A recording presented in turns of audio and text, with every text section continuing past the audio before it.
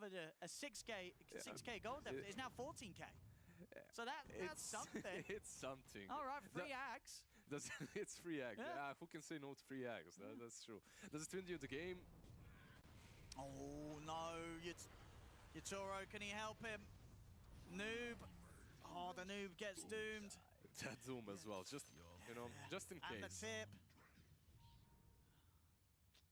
No, noob does have buyback, so and time has been brought for the supports to come back into the play.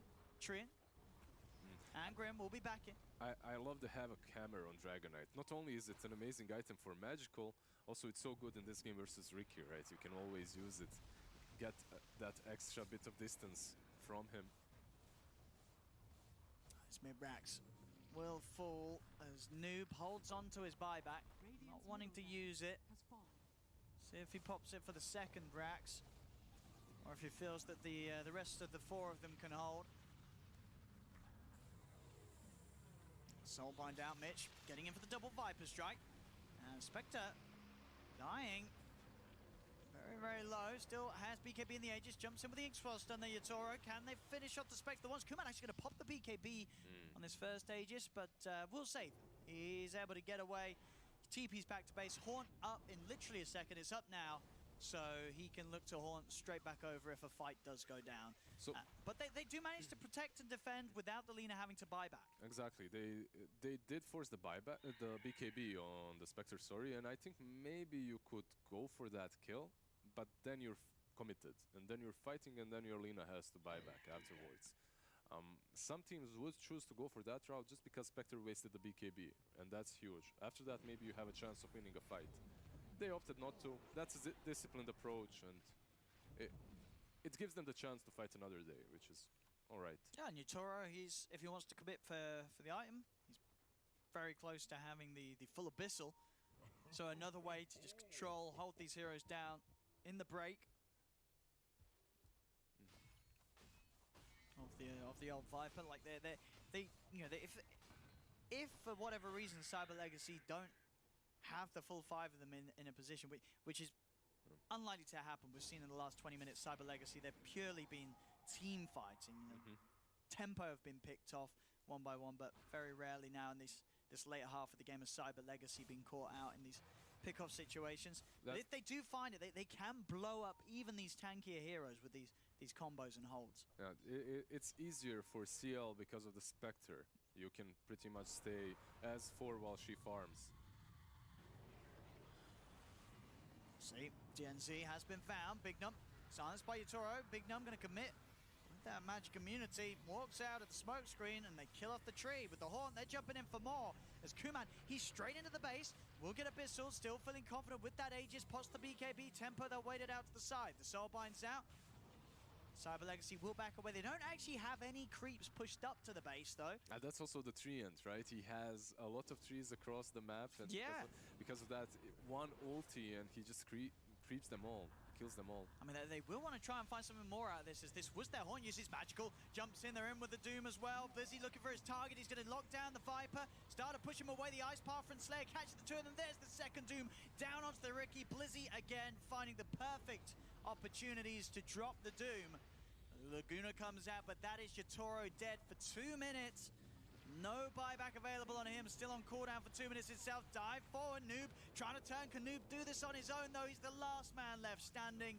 Everybody else dead, and that'll be it. GG, well played is called, as CyberLegacy will finally take this game on. 48 minutes in, though, and Tempo, definitely for the first half, giving up a much better fight than maybe we would have expected from their draft. They had a solid shot at this game. Yeah, this was much better than the previous series that we have watched from them, and I can respect them from trying this kind of a draft, which isn't completely in the meta. It goes against it, but they still made it work a little bit until the mid-game. Yeah. After that, they made a couple of really good fights around that Rosh pit. They made a solid comeback. I really think what hurt them the most was Ricky losing that Aegis and jumping on top of Doom. Sure, that was sort of the point after that, that it really felt like things were starting to break down. After that, we had all those pick-offs where, suddenly this Mitch's Viper's getting caught trying to shove out mid, then he's caught on his own half of the map trying to jungle near an outpost taken by the enemy. It just all broke down, but definitely sort of hopeful things shown there by Tempo. Yeah. This was good. We'll see what the panel has to say about that, which are right over there. Here we are indeed right over here. Thank you, Lizzard and Pixel.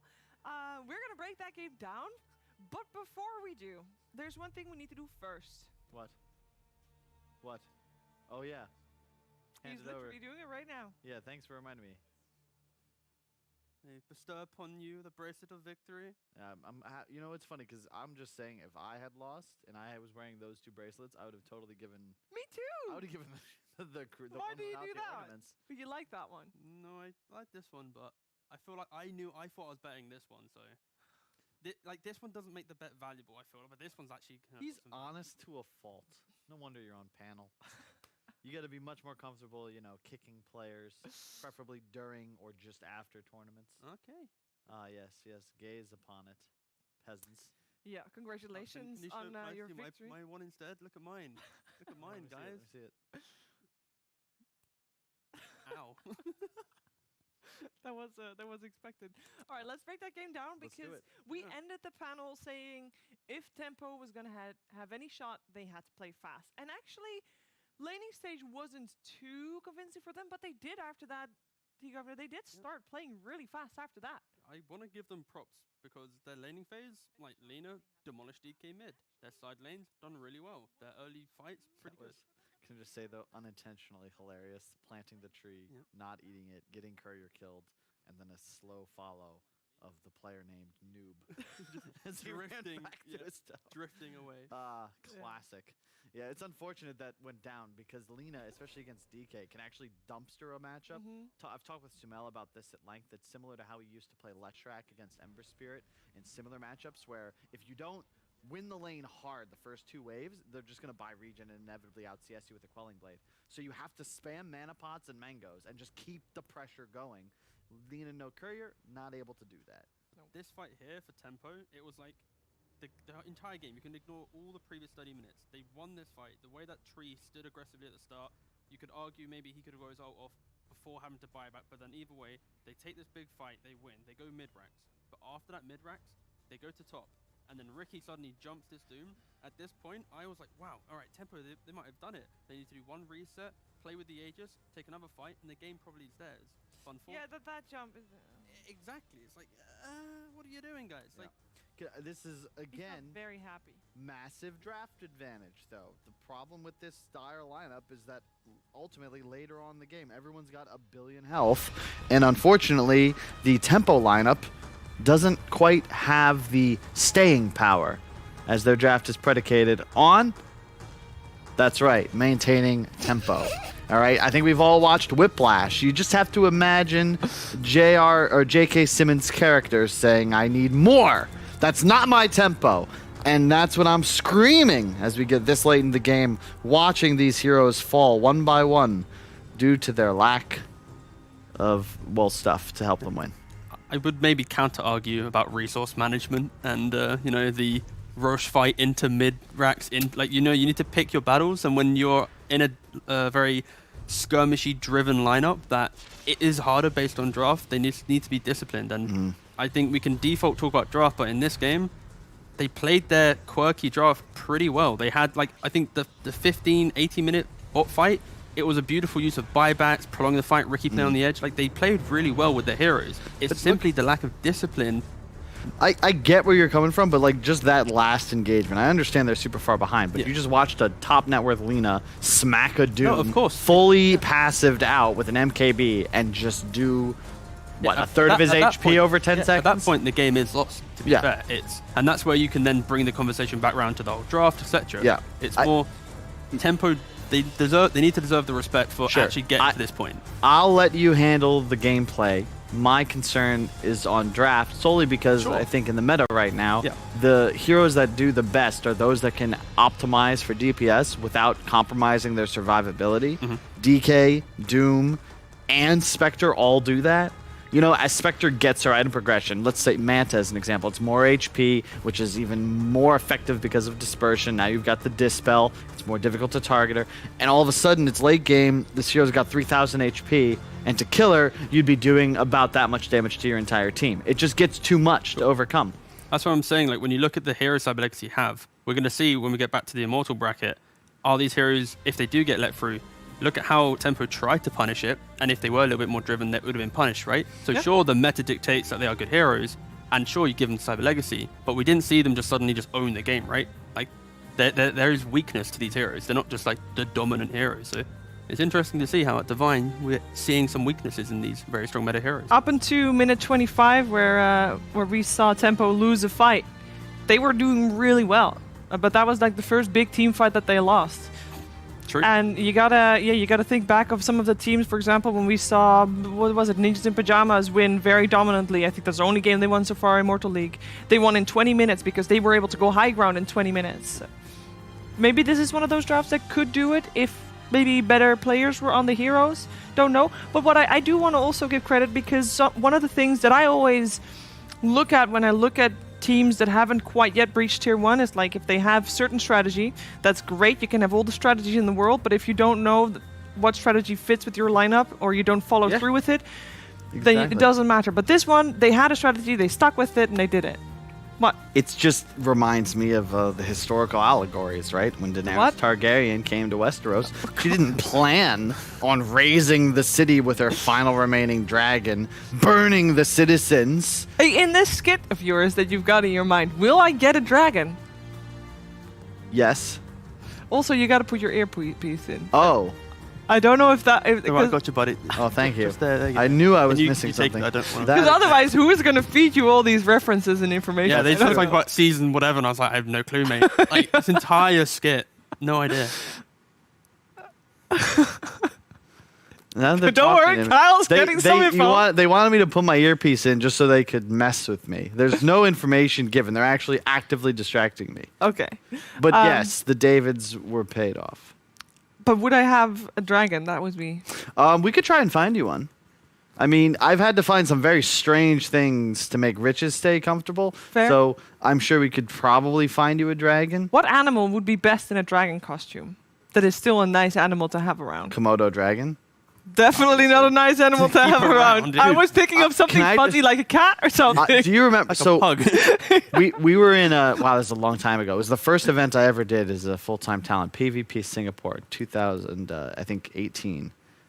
We went to this national park, and Phil, who was like our handler, guide, friend, was convincing us that there were actual Komodo dragons. And didn't we Google it later? And they were monitor lizards. They were not Komodo dragons. But here's the thing. I hate it when we mix up our Komodos. It's a huge difference, okay? Russell's my Jimmy. Here's the thing. He was saying, because there's no fences, and he was like, yeah, sometimes they like hang out on the shores. I'm like, there's kids in this park. It's like, yeah, but this isn't America. In Singapore, we know not to let our children get eaten by lizards. And I'm just like, what? I mean, that comment is pretty fair. But yes. no Komodo dragons. But it's like, you have tigers. It's just as ridiculous as that idea. Like, oh yeah, we're at the zoo. Oh, where's the tiger fence? Oh, there isn't one. They just hang out. Like, it's an incredibly dangerous animal with like the most poisonous mouth. Anyway, he was talking about a different kind of lizard. They look the same. But wow, that was wild. Let me read. By the way, if you want your tweet displayed like this, #WePlayOmega, and in this one, Babushka Ruby, does Kyle know any fun high school Greek history facts? I don't know why it has to specify high school, but any fun history facts from the Greek? Or does he mean the Greek system? Because I believe that's your sorority fraternity. No, I think he means like high school level Greek history facts. Mostly just that Zeus was actually kind of a dickhead. I mean, he cheated on his wife. A lot. A lot. Yeah. I mean... Sorry. I don't know. I would just say, I think that there's just elements of the history that are pretty fascinating. I think mythology as a whole is kind of fun. And what's the best story?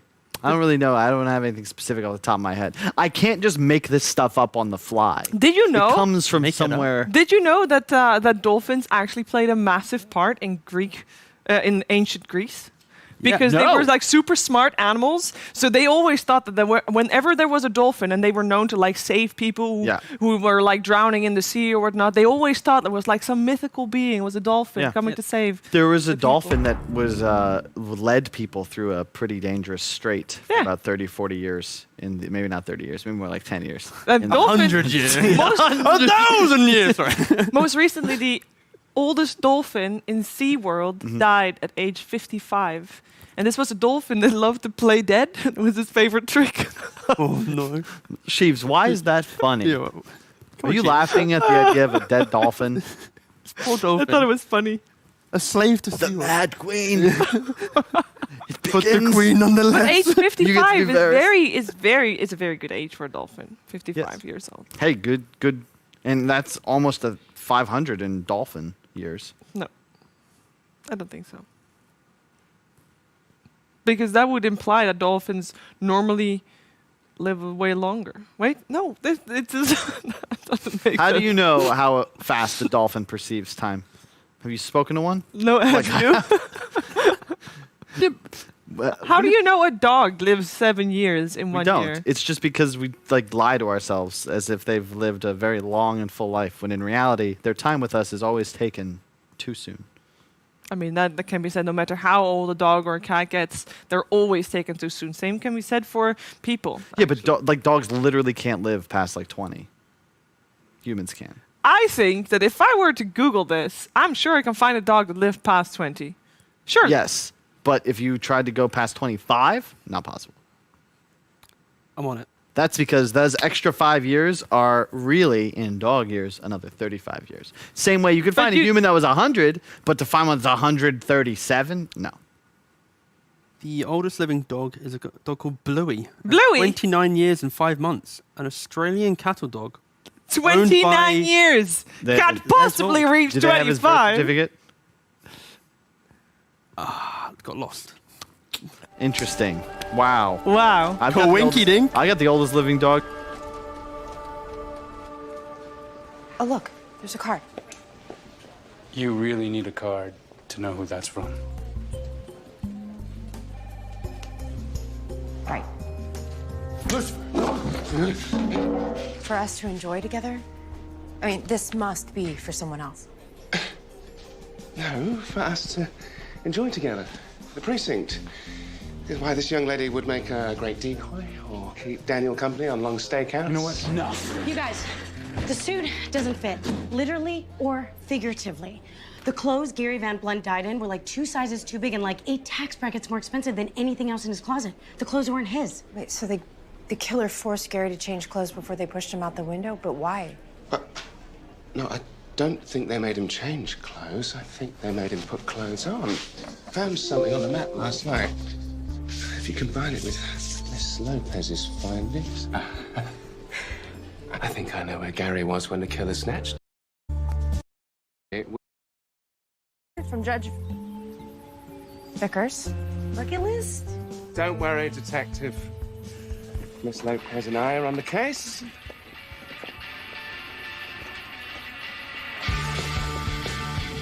You don't happen to recognize this unfortunate-looking chap? Don't recognize him. Do you have any pictures of him without his clothes on? Of course I know Gary. He's the sweetest thing. He's almost as sweet as my mango coladas. You want one or two? I just can't believe Gary's gone. He's only been coming for a couple of months, but he really found his happy place here. And how could you tell he was happy? Oh, don't worry. We know. And he was so active in the community. Chess club, book club. He even offered to help us all with our taxes. Hold on. You're saying that Gary was an avid nudist and a devoted accountant? Naturalists come in all forms. In our community, we have teachers, judges, scientists. Well, what about enemies? Did Gary have anyone he butted heads with in the community? Oh, Gary didn't have a contrary bone in his naked bod. I can't imagine him saying a harsh word to anybody. Except maybe to Julian. Remember, we saw him arguing in the meditation yurt? I couldn't understand exactly.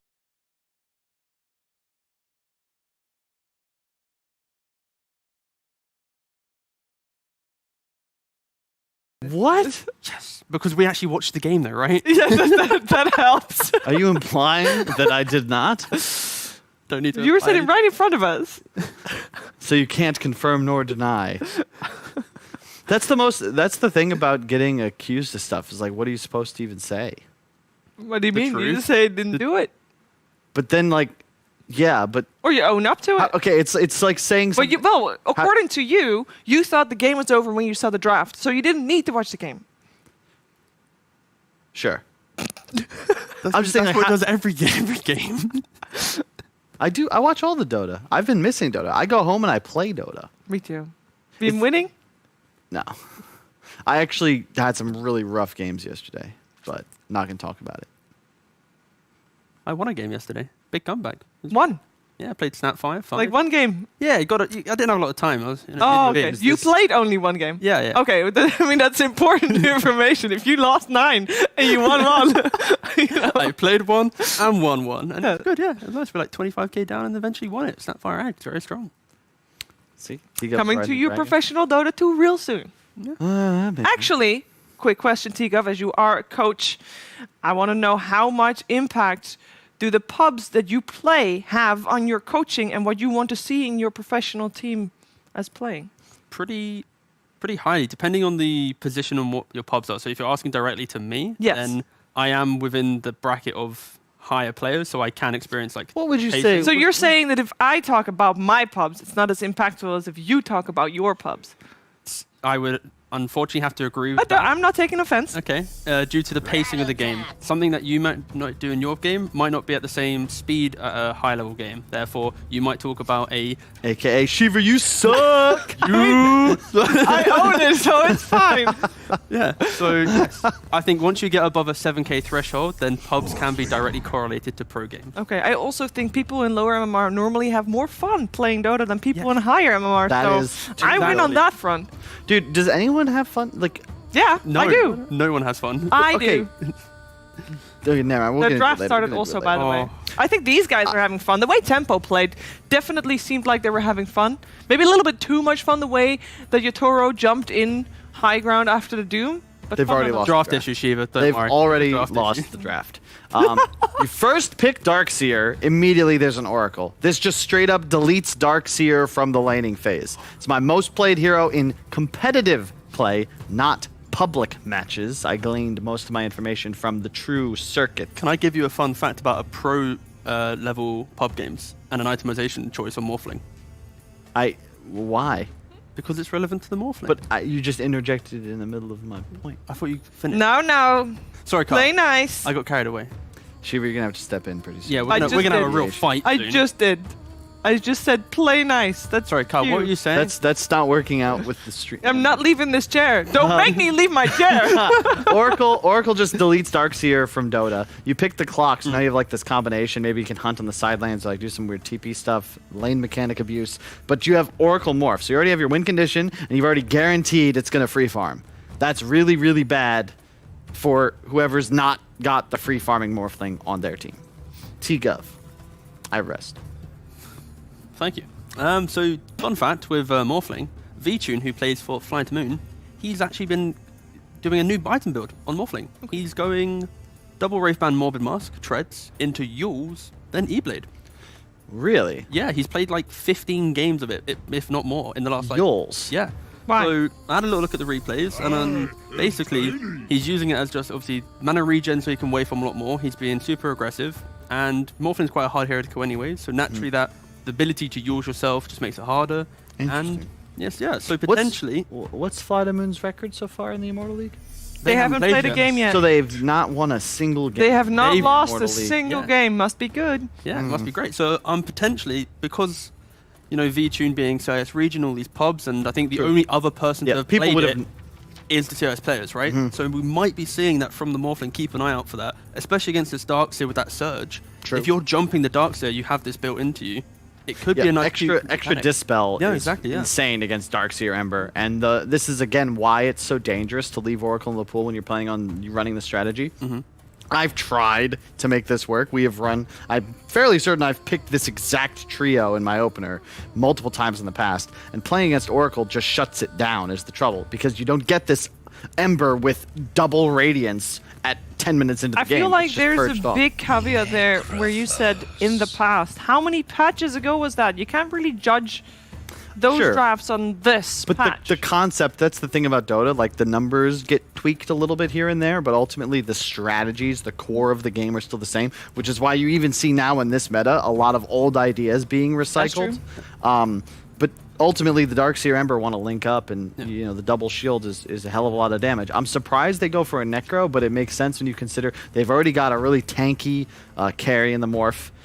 You've got an Oracle behind it, and you're going to have a Tiny for the beef. And again, you have issues with Tempo's lineup. They don't have sustained DPS. They're once again a little too squishy. You look at the side of CyberLegacy, once again, they're going to naturally scale not just in DPS output, but survivability. Yeah, in terms of the themes, it's very much the how they're going to scale and play into the game.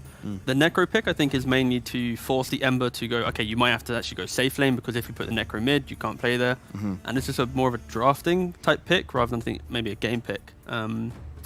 CyberLegacy still have the same issues, like Carl just raised, where they are stronger once they get to that 25-minute timing, right? Like that early damage, they basically rely on Tiny blowing someone up, and then other than that, just surviving laning phase. They're not really going to be dominating anything, while Tempo can play aggressive. In regard to the Oracle comments, yes, they're very much true. I think you have to think about how if you force the Oracle to one side of the map and then suddenly play the other side, like it's all about the macro gameplay, the positioning, and sure, Oracle does counter all these heroes, but he counters one hero, not the Surge and all of it spread. Yeah, reminds me, it's something MC, noted Necro player from the offlane, had a really prescient point. He told me about it. It's just, I will survive as long as I know how to live. I know I'll stay alive. And I think that that's going to be something he really has to key in on, as long as he's able to play around his Oracle. Thank you, Gloria.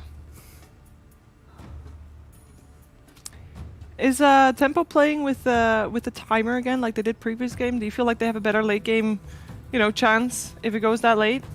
It's interesting that the TB basically does remove that. Okay, but it's excuse me. TB. Could I just pose a quick aside about the draft? Terrorblade into Morphling. Is that a good decision? That's literally what he was talking about. I just wanted clarification. Okay, so there's two arguments here in which the Morphling v TB in that mid game, late game will dumpster him, because if you take over the TB, you can kill everyone else. Morphling way more mobile. But the TB earlier on, if you have a lineup that can go aggressive, can move from Roshan to towers and just destroy the Morphling before he comes online, you can say that TB can play this matchup. So sure, they're picking it into Morphling, but it's an indicator that they want to be aggressive and try and end in the game at that 25-30 minute mark when they made that fatal mistake last game. They want to be able to go, no, this time we will just take the racks. We physically can't throw because we don't have a Riki that can blink into your fountain. Gotcha. Okay. And they can surge and run real fast. Though. Exactly. The Ench is nice too, because it's going to deny the Necro the offlane. You no longer have your Ghost Shroud as a way to get out of jail free against a TB Metapop. However, T-Gov, I'm sorry, bro. I just don't see how you can have so dominant of a mid game. You're ending a game of Dota in 25 minutes. All right, so counter argument again. Why are we even phrasing like? Do you want me to take the other bracelet? Take. I'll double or nothing. This bracelet, and the necklace, and the stash. I have nothing to my name anymore. For the one bracelet. For the one bracelet. That's how confident I am. Sure. I'll give you. This is literally, if they win this game, I'll throw in Shiver's crown. Definitely can't throw in my crown. It. You can double crown the rest of the day. Shiv, it's a sure thing. I'm not gonna. You can take his crown. And unrelated, I have some really cool investment opportunities to talk about you once we. I'm sure you do. I'm sure you do. Also, I see both Owen and Lizzard have crowns. You can take theirs. It's true. Maybe they have. No, never mind. I like the the confidence of the bracelet and the necklace for the bracelet. Yes. I don't even know CyberLegacy's last hero yet, but that's because they've got so many options. Sheaves, you can put the Tiny mid, you can put the Necro mid, you can support the Tiny, which is what they choose. It'll be Mars offlane, which makes sense against the TB Ench lane. You're going to smack him. He's not going to care. He's going to push the lane, and I believe this will put the Necro in the mid lane against the Ember. Very advantageous for the Necro foes. You think the draft is that one-sided? Yes. Just the draft? This is a 7.42 outdraft to whatever the other number would be. It's very specific. I mean, the odds are again in the CyberLegacy's favor, but that much, I'm not sure. I think that's their player-driven odds rather than maybe draft-driven odds at this point. Yes. I would say Tempo actually have a pretty good lineup to be able to punish the slow pacing that CyberLegacy have. Yep. You are pretty much relying only on Tiny to be your active hero on the map and to try and make moves. And when you have these heroes like Ember, TB, when they're supported by Ench, it's going to be pretty decent. And I think this early aggression will secure TB enough farm to pressure that first Roshan, to pressure that first tier 2, tier 3 fight, and they're going to have a big enough lead that as long as they play together and don't make these like silly mistakes, they should be able to overcome the lack of team fight, the lack of early things CyberLegacy have. I think Tigo is doing a very admirable job of making it seem as if this will be a competitive game of Dota 2. Unfortunately, I do believe Tempo have drafted themselves into a hole. They do not have save. They will not have the ability to go mid or late game. They're going to lose the lanes, and ultimately CyberLegacy or the better team will have better initiation, better team fight, better tempo control, and better tower pressure, which means they should win. Yeah. I mean, I saw the previous game, and I thought the Tempo played really well. Yeah, so that's what I thought too. Yeah, so I don't know if they would play that Here's the bad to thing. make all that come Okay, true. let's say you were not our queen, okay, but rather, I don't know, But I am, Artemis so or why is that even an let's say you're Athena, Can you okay, please keep an this- archer. You're literally a goddess of archery. You're the best in the world at it. Okay. But I have the ability to put up a wall of shields that does not allow any of your arrows. Yeah, but I to will be a good puncture archer, it. so if you have a wall of shields, I will shoot an arrow up in the air to land on Now, top of you. you could do That's that. basically called strategy, Unfortunately, and that's where you look at Terrorblade after the can't. draft. You know what? I do want people to know that What? this game, Tempo hasn't won a single series yet. And that means that if they lose this game and they lose another series, it means that they have very low chances of making it out of the groups to begin with. So they need to force this to a third game. Why is that funny? Because like they've got a carry player who's like been in Moscow for 2 days waiting to get to a boot camp. Yeah, he it's- flies out and it's like, sorry, but we're already eliminated. Go home. It's like, It's very sad, but I do think that, it's need to be said. It is very does. sad. And I'm glad you said it, Chief. Something that's not sad is our commentary team. Luckily, they can make a lot of this situation. It's only Pixel and Lizzard.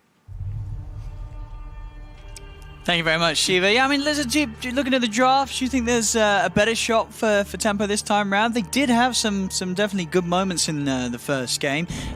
Going for this Terrorblade against the Morphling, do you like this approach? Is there something behind the idea, as T said, about there being this timing where Tempo could run over CyberLegacy? It's much easier to agree with T because he's a little bit more on 50-50 side, right, than it is on Kyle, who's saying Terrorblade won't be able to shoot over this wall on CyberLegacy. They do have some things that are in their favor. Some of the items that they will be purchasing on the Terrorblade and then on the Ember should work really well against both the Necro and the Morphling.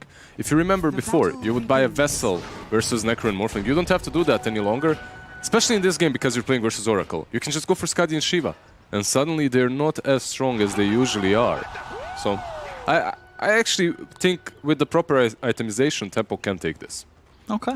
And we'll see what sort of lane setups we're going to get. Last game, Magical did have had a very slow start in the 1v1. And we'll see this time round himself on the Necrophos playing against Noob's Ember Spirit. I mean, what do you reckon we're going to see from this match? Match up here mid. It should be a little bit different, let's put it that way. In that last game, Noob was completely crushing it. I really can't see him crush this lane as much. You're playing versus a Necro, he should have a much better lane. We'll see top lane first meta popped here as the first few waves come in, and then there's an attempt to really push back that offlane Mars. Bignum's going to do what he can to get control of this lane though, grabbing the creeps around. And blocking the hard camp, which is really important versus the Enchantress. Basically why he's doing this is because you are playing versus a Terrorblade. And he popped his meta. The moment you see that meta, you have nothing to do in the lane. Just go and creep skip. That's it. Just creep pull. And then down here on the bottom, I mean, will Tempo start skipping here, or are you happy to play the lane as this Morph clock? Sorry, there's the Darkseer clock into the Morphling. This lane is a little bit more hectic because CyberLegacy have one of the best counters to the Darkseer. They have Oracle in the laning stage. So it won't really be that easy for this Darkseer, who right now isn't even a lane dominator. Yeah. To do anything here. Like, you will be just purged off constantly. Yeah, the presence of the Oracle is certainly going to be nuisance, and there we have it. CyberLegacy get themselves the first blood in this lane as they burst down DNZ. Yeah, without a doubt, that bottom lane, it certainly seems to be the setup for the Morph Kuman to have a very safe and easy opening. Right now on Darkseer, you never really expect him to dominate a lane It's more about the later stages of the game, these team fights in which he is incredibly strong, plus the Iron Shell that adds that 400 HP with the talent, right? That's what you're looking forward to. Sadly for Tempo, CyberLegacy have that Oracle, I have to say again, that can deal with the shield later on too. Oh no, yeah, for sure. The Oracle, definitely a hero that's going to offer up a lot of answers. And, you know, help them sort of have these heroes like Magical, who's going to be this very beefy frontline presence. Allowing space for the Mars to set up and the Morph to come in with the cleanup. Yeah. You can see that Magical is pretty much doing what Noob was doing in that last game. He's dominating the lane. He's 17-4. And it really doesn't get easier for Ember. Like, you can get a couple of levels of Flame Guard, but Magical will continuously spam you. I mean, what do you do to sort of recover from this sort of a laning phase as an Ember Spirit? It's not going to be easy, is it? Yeah, it's not going to be easy, but as long as you get your levels, Ember is a playmaking kind of a hero, and that's what you have to do. Just run across the map, make plays, go for those ganks the moment you get level 6. That's top. Blizzy. Oh, the zap. Yeah, LeBron comes in with the lightning of the Harpy to stop Blizzy from being able to live there. Blizzy. That Harpy even got nerfed, but it's still so strong. Like, you can't really deal with it once he gets it. Embassy bottom. The power of the Oracle there. Slayer is able to take that surge off. Come in with the finishing nuke. I mean, it really does just destroy the Darkseer in this lane. He still has a decent chunk of CS. He's sitting on 17 versus the 20 of Morphling. So it's not all terrible for the Darkseer. You don't expect him to win that lane too hard, as we mentioned before. So I think they're doing what they can down bottom. Like, you wouldn't feel too bad because you're still finding something as this Darkseer, yeah. So mid. I missed it at Big Num. He's seeing if he could find the Ember here. The Ember was low, but Ember going to make the smart move of just taking the walk back to base, not sticking out. Unfortunately, had to do it at this point. No, ideally would have wanted to get to the 6, yeah, but it wasn't to be the case with the heavy amount of damage that was being consistently thrown out at him mid. LeBron is finding all the great creeps on that small camp. First, he found the Harpy, who even after the nerfs is extremely strong. Now he found the Spirit with the slow, and that Ghost, man, it hurts. It has... That slow is really strong, plus the damage that comes from it is also quite significant. Top lane. Lizzy. Going to get a bit of safety here from Bignum. Trying to help him out. Yutaro and LeBron, they're going to continue to chase this pretty deeply. It's going to buy time for Magical to easily walk over from mid, and Magical... He's hit 6, he's got the Reaper Scythe, so they've got to be a bit careful here, Tempo. As LeBron will take the attention away from Yutaro, and they'll just look to burst down LeBron in that situation. They'll take the free kill. DNZ comes in with a Battery Assault, but level 3 clock isn't going to scare a level 6 Necrophos much at all. Especially after the Reaper's Sight, like, you can't really do anything there if you're DNZ. You just have to chill, go away. I think Magical was thinking about perhaps sighting the Terrorblade instead. He didn't really want to use it on the Enchantress, but he's fine with that kill as well. It did open up a bit of space for Noob in the mid. Of course, while all this focus occurs in the mid and the top, the bottom lane has become just complete free farm zone for Kuman's Morph.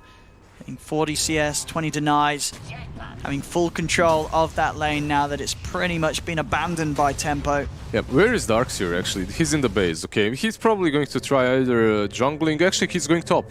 Alright, so they're switching things up, switching the lanes I mean, I guess TB's going to start in the jungle, right? So it's going to open up this space for Mitch to lane somewhere where the Oracle isn't. I think this is a quite good response. Morphling, you will not pressure him any longer. There is absolutely nothing that you can do on that lane. I think even Clock just standing there won't get a lot of experience because Morphling is so good at controlling the lane and denying all the creeps. They're going to have a bit of a poke at Mitch, but now already backing off. The TP comes in from the Oracle. You know, Slayer's just saying, well, if you're going to go up to this side of the map, I'll be happy to join you. Doesn't need to help Kuman. Kuman more than happy to be left on his own. Yeah, this is one sad Darkseer. He might even die here. He looks to be in a bit of trouble. And if he actually tries to go for the surge out before the purge is there, arrowed into the tower, he'll go down. Noob does have an ED. Level 7, can he get anything here? It's light in a couple of seconds, but the creep wave's coming in, so hard for him to hit the chains. And won't be able to do so. Also having that DD taken off him by Slayer. Just can't find the kill. That bottom lane, Kuman, I mean, he was down there alone, the DNZ clock, and just dies. Easy kill for Kuman. So not only having free farm, but also having heroes coming to his lane and giving up their lives to him. Yeah, when you're DNZ, you're trying to get some experience here. You're under the tower. It's not like DNZ was out of position, but when Morphling is so fat and you're only level 3, it's very easy for him to kill you. See, over in the river, they're going to try and burst Noob. Bring him low, still holding on to the Reapers. See if they can bring him low enough, but won't be the case. Noob, enough protection with the Flame Guard. Magical will turn over towards LeBron. Scythe comes out. Is that low enough? It isn't. So LeBron actually going to be able to continue to walk away. Needs one more right click here, Magical. Can he get in range? There are boots on this Enchantress, so a little hard for him. Right? Did they just get to him, or was it the wand? I'm not quite sure, but he gets out in any way. There's a sight wasted. All things considered, Slayer might fall. See if they can kill him. TPs are coming in. Multiple, in fact, as Big Num starts things off with the Avalanche. Slayer's got the stick charges, kind of baiting them in. The Spirit, it's off the mark. It's not going to catch Slayer. And now the two of them, they're in the pit. He'll be able to jump out with the final Remnant. DNZ is going to be left stuck in it. And even with that further Remnant, Noob still unable to find Slayer. Slayer will be able to live thanks to the backup of his teammates coming in. Yeah, he played that kind of well on the Ember Spirit. He was waiting for the Purge before he used any of his spells. But when you wait for so long, you don't have any damage. And he survives because of the TPs that came. It's bottom. They want to do something about Kuman. They're coming in. A whole lot of them as well, even with the meta. Yatoro joining to try and push them back. Kuman trapped in the cogs. Can he get his way out of it? He cannot. That's a huge kill. And exactly for the player that you wanted to get the kill, this Terrorblade, right? And he's getting his farm. Yeah, you can say that he's been pressured on the top lane, but it's a TB, he doesn't care, he just goes to the jungle, and he farms just as fast. And now with this better also remaining for a fair few more seconds, he can look towards the tier 1. And earlier with those TPs towards the tier 1 mid to defend Slayer, TPs aren't up for them to head down and defend this tower. At least for most of them, there'll be Kuman coming back into the lane. Maybe him alone will be enough to stop them pushing. They do still have 3 heroes here, Tempo, if they want to try and get aggressive again, but... That rotation from the TB reminded me of old OG, when they would play TB and always pop that meta very early on and go for the towers, even without any items, just a couple of raid bans. If you use that meta and get a kill, why not? You can threaten an objective.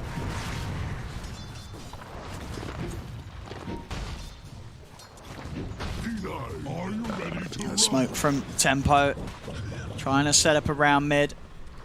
They have 6 on clock, they have 6 on Mitch. Not that it really changes a lot on the Darkseer, but the hookshot is there. No, hookshot on the Tiny would probably do it, but looks like they've got bigger things in sights. They're heading up to top lane. And DNZ, at least, he is going to spot out Magical, but I mean, obviously alone, not enough to do anything. They're going to make the move in mid. Diving in with the Remnants, TP's coming through, Noob will get the kill, and with the haste he'll be able to get out. The arena down, locks in LeBron. As mana's low on Blizzy, he's bottling up for that final bit of burst, take out the Enchantress. In top lane, they do manage to start to go in onto Magical. Magical pretty tanky, but with 3 heroes on him in the Iron Shells, surely he cannot live, he cannot. Trapped in the cogs, Tempo. Diving in mid and also being able to set up top on Magical. That was really good because they baited all the TPs towards the mid lane. Most importantly, Blizzy and Oracle were mid, and because of that, no one was there to help Magical. Pretty well played from them so far. They're forcing the enemy's hands, and because of that, they're having a Terrorblade that's just completely free farming. Yeah, he's up to the farm of Kuman, who had a completely free lane. And kills. Yeah. There's some very strong farm here from Yatoro.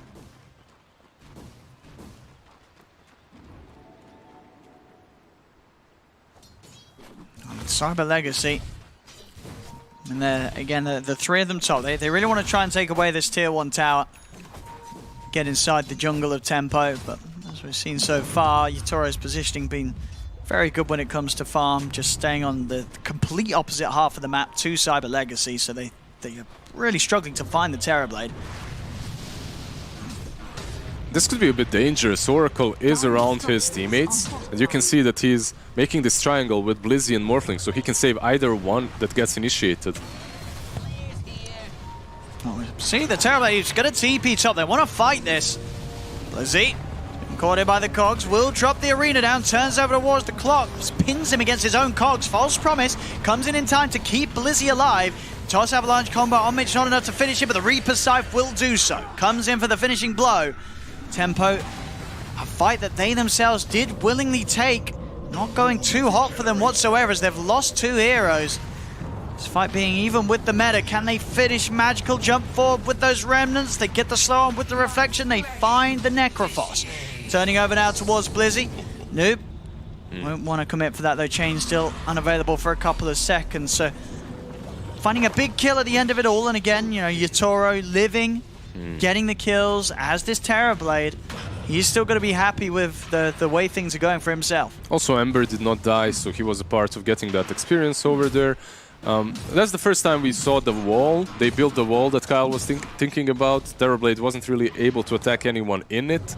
But the fight still ended relatively well for the Tempo boys. They did manage to get that huge kill on the Necro. Terrorblade will be able to continue farming now.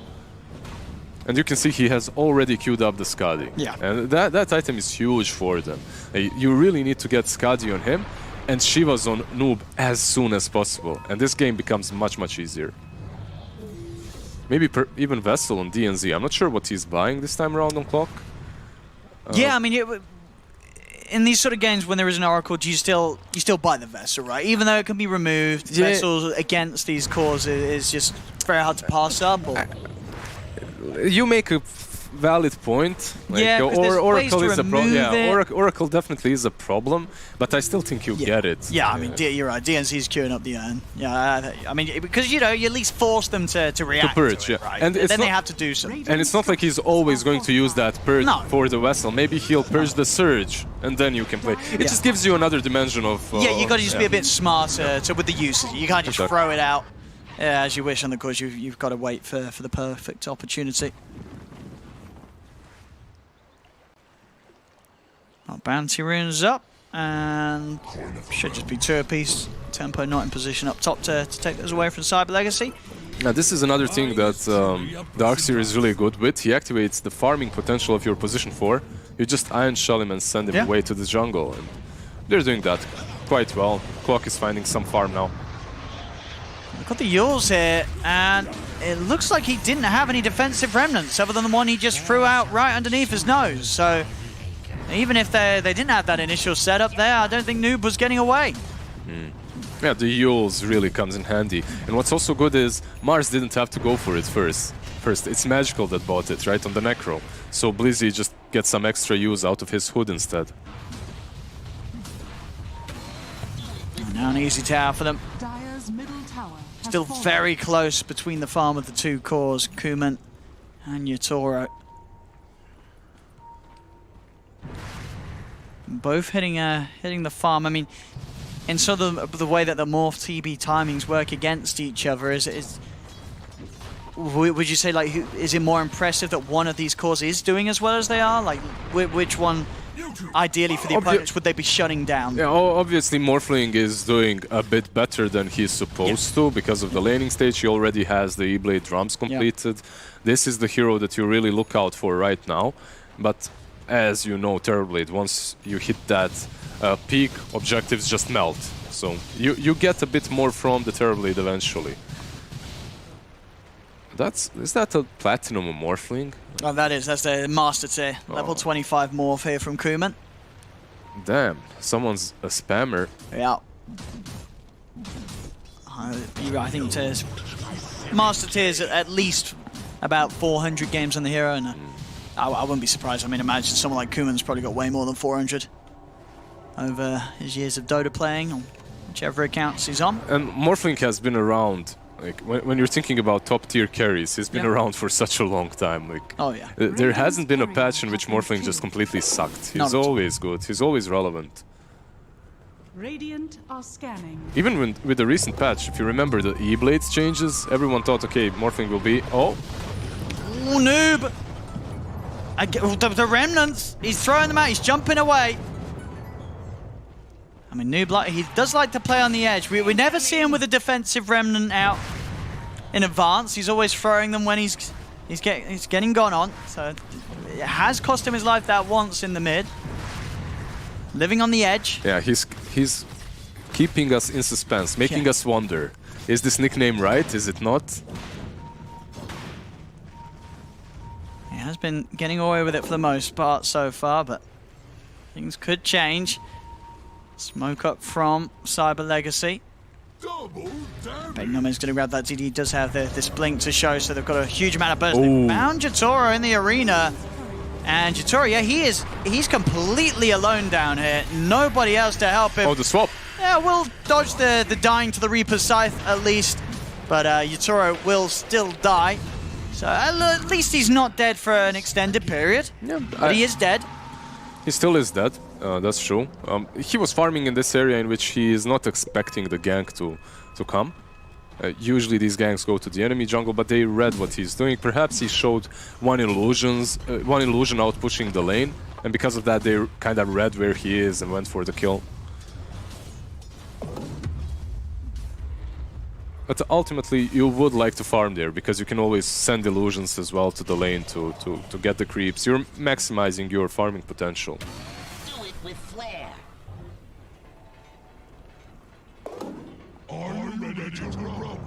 DNZ went for that urn and actually is going for the Aghanims next, which is a bit more common. Yeah, it's really solid on clock. Okay. It's really solid. I would say this is your core item right now. If you're playing clock, you need to go for it. Really? It's that? Because I feel like it was in the game for a long time and people weren't building it on clock. What's happened? People have just started to realize that... Yeah, I think it's general. He started playing offlane clock. He would literally go for 4 bracers and Aghanims with boots, and that's it. That's his build. And so much impact in every single game. Of course, not everyone is general. Not everyone can recreate that playstyle, but it just gives you so much. You have that long-range initiation, you have double stun from the hookshot, you have double stun from the cogs pushback. You can separate the fight with cogs as well.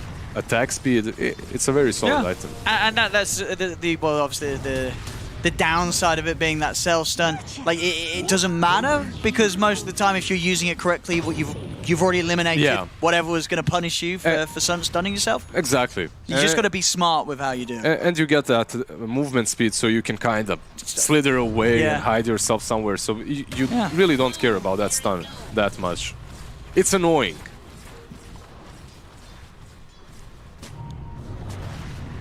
There we go, tempo. Ready to smoke and fight with the meta.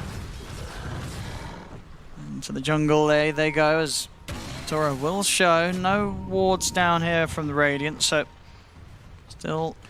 They did use a rocket flare, and that should have given their position away. Magical's going to start heading up here. DNZ will reveal there's something going on as he drops down the cogs to block off the Necrophos's entry. Still with this smoke, though, CyberLegacy trying to chase Kuman in with a burst. It'll do it. A dead LeBron.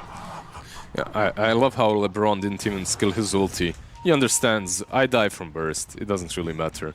It's not like anyone is going to waste their time right-clicking. I mean, nobody's right-clicking, really. I'm sure Kuman is, but as you say, he doesn't... That's with the Z-Blade, he doesn't need to. So yeah, the other skills definitely worthy investment for LeBron. And this is also very interesting. If you check Tiny, he's going for a Veil next. And that's something that I see from many position 4s. If you need a Blink Dagger, you get that. After that, Veil just helps your teammates out quite a lot. And it's good stats too. Yeah, no, it really depends, I feel, on the region as well. Sort of...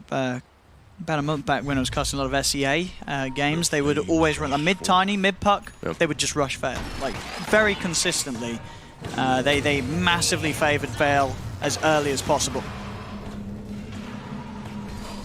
Was that recent or? Yeah, that was about a month back. So you know, the patch not much of a different patch. Veil having the same aspects to it. As the morph, Kuman getting dragged back. He's got waveform back up in a second. Is he going to get the chance to get out of here? He will. Arena down from Blizzy, pins Noob down as well to make sure that Kuman is able to sneak away. Yeah, that Arena again preventing Terrorblade from using his range and metamorphosis. I wonder if they'll try to take some objective. That would probably be the best idea for them right now, because you use the meta. Might as well at least get the tier 2 from it. Yeah, let's see, I mean, still seeming a bit scared of approaching the tier 2 bottom. Mid lane, just a bit of a tease from Noob. He's teasing us a lot today. Like, with his Lina plays, now with the Ember Spirits as well. He's in and out, but not quite there. And all these remnants, he's constantly casting them. He's not really keeping one, like you said before. No, he doesn't like to play it safe, Noob. He likes to jump around, save them all for the burst initiation or the last minute attempt at a getaway. Mid. Well, we'll see here, Roche. CyberLegacy.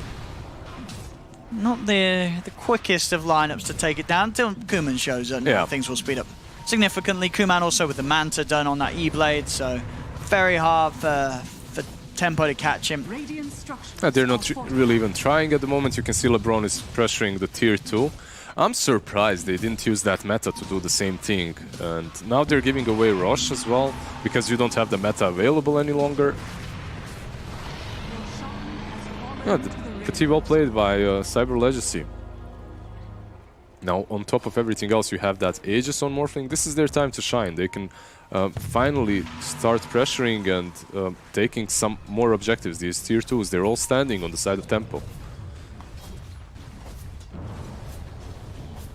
Let's see where they'll head. We'll be, you know, let's just say, when they don't have the meta, that is the moments where CyberLegacy can really hit hard at Tempo, and they're going to try and do so. Smoke up from mid.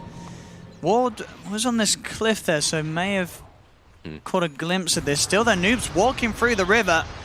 Underneath their presence, they've got the avalanche out. Noob will throw a remnant out in time. The root will chase him. There's side. Out. Yeah, I was wondering maybe he'll use the site there, but no, he doesn't. He lets the Ember go away. He really likes to play unprotected without the remnants out, but this time he managed to get out. Clockwork maybe confused them a little bit. That was a confusing hookshot through all of them. But what's surprising me is the Tempo. They're playing like they're losing card. They're only 1k behind. And yeah, a lot of your net worth is on the Terrorblade. But still, you could be pressuring them, perhaps trying to take some objectives. Before the Aegis, at least. Yeah, well, you'd like to see them... We'll try and group up, smoke up, and get aggressive with the meta. Yeah, if they did it a bit earlier. I think now it's a bit more problematic. Yeah, if anything, maybe just waiting now for Yatoro's BKBs. 3k gold towards it. And not losing these towers. CyberLegacy push on with this Aegis. Feeling pretty confident that Tempo won't try and come to any sort of defense. It all depends if Kuman will pressure the high ground. It looks like he won't. Most likely just take this area around the triangle. You can see they have two very, very good wards. So if any aggression tries to go there, like if Tempo try to retake this, they'll be fighting in a really, really bad spot. If anything, the problem with this passiveness from Tempo, it does mean that you really are starting to see Noob's Ember fall behind for his farmers. It's coming to a complete halt, as there just hasn't been any action for him to get involved in. Yeah, that's usually what you want to do with Ember. You want to get those kills, and he is most likely, most often he's been the hunted. He's been the one that pokes, he goes in a little bit, tries to get a couple of CS, but they force him out with the Yules. So. Yeah, this is really good. I like to see this from CyberLegacy. Pressure the bottom lane with the Manta illusions from Morphling so that no one can split push bot, and then just stay mid here. This is the right thing to do with Aegis. You're basically allowing them only to push the top lane, and they're not really succeeding at that too. Oh, yeah, there's one of the BKBs. So imagine this pairing of BKBs from the Noob Ember and Yatoro Terrorblade are going to be out. And with it, you look at the lineup of CyberLegacy, it is mostly magical damage. So with these BKBs, they will be incredibly strong in the fights. Still yet to spend, actually. Yatoro, he's actually saving up his gold. He's gone up to 5,200 without investing. I mean, maybe he's considering going for something like the complete Abyssal instead of the BKB. I mean, what do you think? In this sort of game, it's terribly. Do you have to get the BKB, or can you go for something bigger? I think you go for the BKB. I think you absolutely need it. Yeah, I think it's a much safer option to go for that. There's a lot of magic damage that you have to deal with. The only problem is, are you worried about them kiting you? The game plan from CyberLegacy instantly changes once you show those BKBs. They will try to jump in, force those BKBs, and then run out. Yeah. And they do have a lot of disengage. I'm just looking. He's got to spend his money though. Like, it's a little scary there, walking outside the base with 5,400 gold, no BKB. I think if you're Ember committed to it, you should as well. You get those BKBs, and the next fight should be yours. And from then on, you can perhaps think about what's next. Still yet to spend. No, I think his career's coming out to him now. I imagine that will be the BKB. Yeah, Morphling isn't really slowing down too. He has that almost completed Skadi. Yep, there it is. Kuman's item timing is continuing to be very, very quick this game. I love the fact that he's carrying Nether Shawl, plus he has the Orb of Destruction in and so he didn't go for the BKB, but he did go for the other defensive item. He's got the Satanic. Do you think he get away with that this game? Full Satanic instead of the BKB? Yeah, I think that's fine too. Satanic is also pretty good. Yeah. Oh no. Oh, hook shots, point blank range there into the small camp as Kuman's out with the waveform. He is out and away. We do see Bignum, for whatever reason, continued his TP to the outpost. That was completely unnecessary. I don't know what he was doing there. It was the easiest disengage for everyone else, and Bignum was like, nah, I'm good. I'm going to TP in. Well, why did he not? Because, I mean, whatever. Look. As a position 4 player, I know that there's a lot you want to fight? There's camaraderie between us. He sees that clockwork, how he has failed, and he's like, okay, at least take me. Sure. Take my life. I mean, yeah, maybe he's worried. He's like, hey, if I don't complete the TP, they'll continue to chase you. So. That might have happened. It's a stretch, but yeah, it could have happened. Well, they will manage to sweep over and pick up Slayer. Yep. Getting both the supports here. So, CyberLegacy, when it comes to that Aegis, they did use it to take 2 tier 2 towers. But the moment that Aegis disappeared, you can see the Tempo are taking back map control. And they're pressuring them. They're taking, they took 2 kills. However, they're yet to take any tier 2s. And then so with the Terrorblade, is the Satanic enough on its own, or do you still want the BKB on top of it?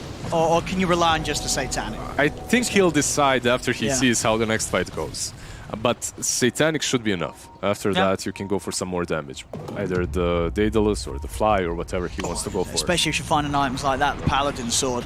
It's going to be very nice paired up with the Satanic. There's LeBron. He's a hard kill. On the run. Yeah. He's a hard kill only because they don't want to use the site for him, right? If they use it, he just instantly dies, but... And LeBron is completely fine with that. He's fine dying to a Reaper site. He just made them use a big ulti. Oh, for sure. I mean, the Reaper scythe itself is one of the biggest concerns for Yatoro, right? You know, as long as he knows it's not there, he can play his fights, getting low, waiting to the last moment with the Sunder. He's actually keeping the Enchanted Quiver. Yeah, over the sword, Paladin Sword. Yeah, I saw that. I mean, it's a lot of damage, right? That 300 hit. But Paladin Sword, dude, with Satanic, it's the lifesteal. Think about it. The lifesteal is incredible. I think Paladin Sword is also really good, but I see more and more carries coming to this, understanding that Enchanted Quiver is just a broken item. Well, just the DPS is pretty insane. It's pretty sick. Because it's a plus 300 hit right on a 8-second cooldown? Yeah, it's a very low cooldown. It is low. Yeah, like you're going to get multiple hits off of it in the fight. Remember when it used to work with Monkey King and his ultimate? Like with Wukong's command? I mean, it's the many of the items used in Monkey King. There's a few of the neutrals that were very busted, right? I think all of the sort of the on-hit effect ones worked. Wait, Echo Saber as well, right? On the clones. Like, it's... Wait, Echo Saber still does, doesn't it? Monkey is dead. What does it matter? Sure, no one's really playing Monkey King. I haven't seen Monkey King in pro play for a long time now. At least not in tier 1 pro play. Noob. Up in the BKB is trying to finish off Slayer. Slayer gets away with the self-false promise. Kuman trapped in the cogs here. Has he got any way out of this? He's trying to play his way out with the ghost form. Goes out with the wave form, but Yatoro surge forward. The BKB out from Kuman will keep him alive. The arena's down. They've locked down the Terrorblade. If they got any further burst, he'll get the Sunder off onto Bignum. So the Terrorblade back up to full HP. Turns his attention over towards Blizzy. Blizzy will fall. They get the Mars kill. Still with the chase. Noob diving in past the tower. Can he get a chains in onto this one? Doesn't look like it. Magical will be fine. So pretty much all the ults being blown there by Tempo. Does get them the Mars kill, does get them the tier 2. It forced the BKB from the Morphling as well. It's a pretty good pickup from them. Only problem is, Rosh isn't up. Yeah, that would be the dream. If Rosh was up there as well, beautiful. Yeah, you can see that they're pinging it out as well. On the Radiant side, they're scanning. But they should know the Tempo aren't doing that because of these wards here. Yeah, they'll see him head straight back out of the pit. But now for CyberLegacy, they know that the ults aren't there. They hit back hard. Noob blown up by the Reaper Siphon, actually without buyback as well. So he's dead for 100 seconds. Roche is up in 30, so there's going to be a 70-second window. There's no Ember to contest this Roche if CyberLegacy spot this out in 20 seconds. Yeah, you just park one of your heroes or you bring the courier there and you wait for it the moment it's as well. Like, easy Roche. It's a little bit unfortunate. Like, one team gets a good team fight, goes into the pit, there's no rush. The other team gets a good pick off, double damage, and Rush is about to spawn. Oh, it's up in a second. Kuman, with a little more patience, he would have spotted it. At least holding the bottle, of course, so the DD will be saved. They'll be sure to go back and check once more. Has been checked out by the clock, though, so DNZ and Tempo know that it's up. But without their Ember, very little they can do really to head over here. 4 versus 5 is not really an option.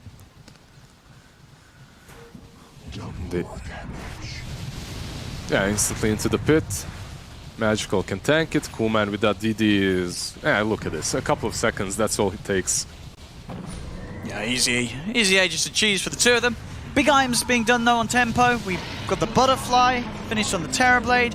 And DNZ, he's got that Aghanim, so we'll see what he's able to make work with the Aghanim's clock. As long as he doesn't hit any small camps, any creeps. Yes, watch out for the small camps. It will be good. I mean, if you're the clock in this game, who are you trying to get on top of and sort of just isolate and mess with in the fight? It doesn't really matter. Any of the cores are good to catch, but Oracle is your main target. Eliminating Oracle from the fight is probably your priority, but if he's not around, you can easily take down Necro or the Morphling with the double hookshot combo.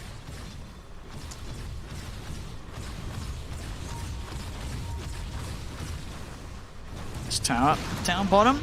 Radiant's bottom tower has Won't get taken out. They've also got the Greaves coming for the Darks here, so Tempo's team fight continuing to build up. Still a very close game, just 2k in it. 16-8. Terrorblade's farm still staying just a little ahead of the Morphling, so... As it should. Yeah, Yatoro's going to be very, very strong. And Kuman actually queuing up a Rapier. I mean, I'm very excited to see it. Why do you feel that he feels that he has to go for this big risk? Is there a fly on Terrorblade?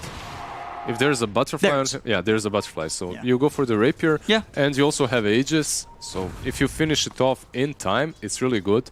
If you don't, however, and your Aegis expires and you don't put it to use, then it's a little bit scary because you usually want to buy that Rapier as Rosh is spawning or after you took that fight around Rosh Pit and you get Aegis. Yeah. That's the best value.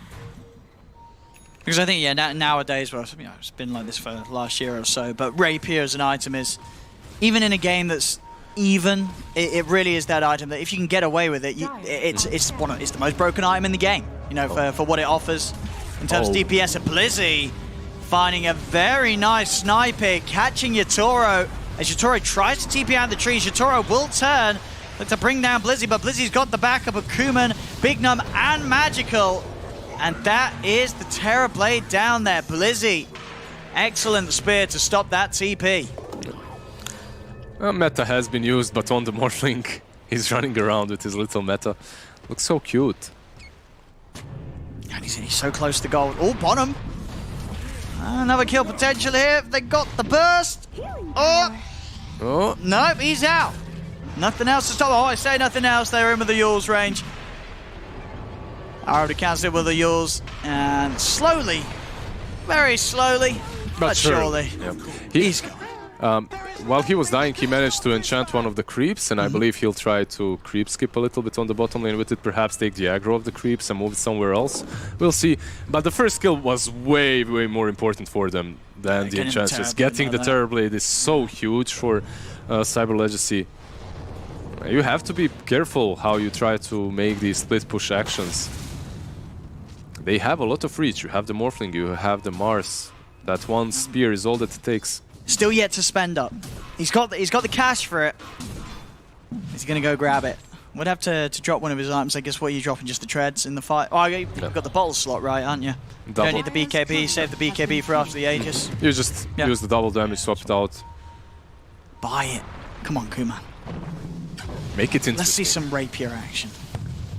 But it's hard to justify it as well now that you have killed the Terror Blade. You're like, hey, we're doing kind of well, right? Yeah, do we want to throw this game? Because the rapier could just do that. Once the Aegis is gone. There's something about rapier in the CIS Dota. Yeah? You just have to get this. It's very strong.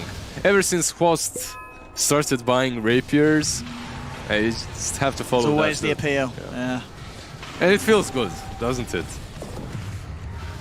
Oh, and the leveler. Ooh, rapier plus leveler, buildings, goodbye. Yeah, they're getting some really, really good items. And the double damage after double damage for Kuman. I think he's getting the Illusionist Cape as well delivered out. Yep, there we have it. 30 seconds, however, and the Aegis should be reclaimed. So from that point onwards, it's anyone's game, and Tempo can finally go down from the high ground. Yeah, I mean, Kuman with this money, there's nothing else that he's going to feel the need to buy, is there? You know, if he didn't get the rapier? You could go... He's going to go grab it now. Come on. Not yet. He's teasing. Not yet. I mean, as you say, with the Aegis running low, it definitely would be a risk. Yeah. Should be reclaimed right now. Yep. Oh, and... Oh! Oh! Oh! Oh! Yeah, just leave it. Just leave it. But I like this. Hey, I don't have the Aegis anymore. I'm going to buy a rapier. Let's go. He's onto the NZ. Turns over towards Bitch with the BKB. Kuman. Oh! Oh! Careful now. Careful now, Mr. Morphling. As Yatoro will run up. He's looking to try and chase him. Yeah, Big McNum's buying back. He's like, dude, you got a rapier. I got to keep you safe, my friend. There's Kuman. Again, another waveform away. Buyback's coming out for DNZ. Kuman is TPing away, and much to his team's relief, he will get out of there. But yeah, living on the edge now. Yeah, remember, because of the wall, now you get an even stronger Morphling. Plus, if he uses Manta, you can enchant one of the illusions and Enchantress. So, I think he just buffed up Dire team with that purchase. But the worst thing is, like, you buy that rapier and suddenly you're just forced to run away from these team fights. You saw how easy it is for them. You gotta be careful. I don't want to say. I just love the fact that he bought the rapier to fill up the slot the Aegis went out. I was like, Aegis gone. Now I'll get the rapier. Let's go. Kuman, certainly the entertainer here. Yeah, Bignum also has this talent, toss requires no target, so from this point onwards, maybe he'll also come in handy to save the Morphling. There we go. And of course, if he does live and get away with it, he will destroy this base of Tempo. Yeah, remember that meta has been used in that last team fight, so it's easy for CyberLegacy to stand on this high ground. You can see the aggressive wards as well here. They're just waiting for anyone to come outside of that base. Oh, there's another DDR. They've been getting back-to-back double damages here on CyberLegacy. A third one in a row, it feels like. That's also because, like, you can call it luck, but they're also creating these chances for like themselves. they're holding right? it around the rings. They're holding the river, they're holding the map. It's deserved. Well, Roshan in 30 seconds. So, CyberLegacy. It might respawn, right, in 30, or... No, I think this time is actually wired up to be the precise one. I believe. Well, we'll find out in 20 seconds. Yeah, you're right, actually. Maybe it's the timer before. Sure. It's the timer to the timer. Because it's orange, I believe. Yeah, no, you're correct. It's the timer to the timer. So we'll find out in 10 seconds what the new timer will be. Let's have a look. Hype. See if it's a longer spawn or a short spawn. CyberLegacy would be happy with a shorter one. And not really. It's going to be a rather long one. Still 2 minutes and a half for them to hold out for Roche. Will allow Kuman to continue to build up incredible masses of gold. Yeah, he's got that Satanic finished up. He just needs to buy the Reaver, but the rest of it is flying out. I believe Terrorblade is also buying a Rapier, so it's going to be... Oh, yeah. Rapier on Rapier action soon. Oh, yeah, we love it. Let's go. And if you're Terrorblade, at this point, you can buy Rapier or Refresher, right? It doesn't really matter. If you don't have buyback, it's... If you don't have meta, what's the buyback for? It won't really help that much. Yeah, correct. Yeah, just buy it. Let's have a look. I mean, he's gonna hold on to his items, right? We just sell trade the BKB. Yes. Yes, you thought you saw something wild when it was lose Aegis by Rapier. We're gonna have sell BKB by Rapier. Holding on. Screw the treads. Yeah, who needs treads anyway? I mean, he was going to have a fight with them swapped out of his inventory. He does keep it locked for now. Okay, he's a little spooked out because they are coming, and rightfully so, he should be careful. Kuman will blow up the Enchantress, hookshot to safety from the clock. Into the trees he goes, TP away, will get Yatoro back to safety. But yeah, we'll probably look to combine when he knows that it's a fight that they can take in a safe place. Yeah, I like this. I like that he's careful. If you remember the metas in which Medusa was so popular, usually this would happen. You would buy the ingredients, but you wouldn't combine it until you get Aegis. So maybe he's doing something similar. Yeah, that's true as well. They could wait for Roche. Or at least a fight where, you know, you've already killed one and you're like, well, it's going in our favor. I can safely get it in. As Magical. Yeah, that's... See if they've got any further control. There is backup. Lizzie's heading over. Kuman also around. Kuman, he's going to wait for him in aggressively. Looking towards Mitch. Mitch trying to surge away, but he's been Yulesed up in place. The arena's down. Blizzy hit with the spear. Sets up onto the Darkseer. Kuman turns to the Terrorblade himself. Yatoro beating into Blizzy, but Blizzy will be saved by the false promise. There'll be a buyback from Mitch. BKB starting to run low. CyberLegacy retreat. Themselves out of there. DNZ eyeing this up. Hasn't got a hook shot available. No. Roshan is up. So both teams have to be very wary about the Roche pit now. That's literally the worst scenario for Tempo. You initiate on the Necrophos, you don't manage to kill him off with the double hook, and your whole team is kind of too far away from DNZ. He needs to be just a little bit more careful that once he initiates, he has the proper follow-up. Because a Clockwork alone isn't going to kill any of these heroes. There we go. Kuman no longer has to worry as he's going to have the safety of the Aegis once again. Refresher Shard over the way of Magical. Those double scythes. And Cheese, I believe, must have been picked up by Blizzy. Yeah, it's on Blizzy. This is a huge chance now for Kuman and the boys to use this Aegis. Maybe even use the Leveler for Kuman again. You can just swap it out. Oh, who's even holding the Leveler? Because it's not like any of the other heroes really utilize attack speed. Yeah, apart from maybe Tiny. Maybe Tiny's got it for the extra punches. I'm not sure if Blizzy, no. They're not using it at all. I mean, you're right. I don't know why it's not in his backpack at least. Well, 25% quicker to end the game. Oh, that's Blizzy. Ooh, okay. He did jump in there. I mean, the scan hit, but there was an illusion, and people sometimes forget that the scan does still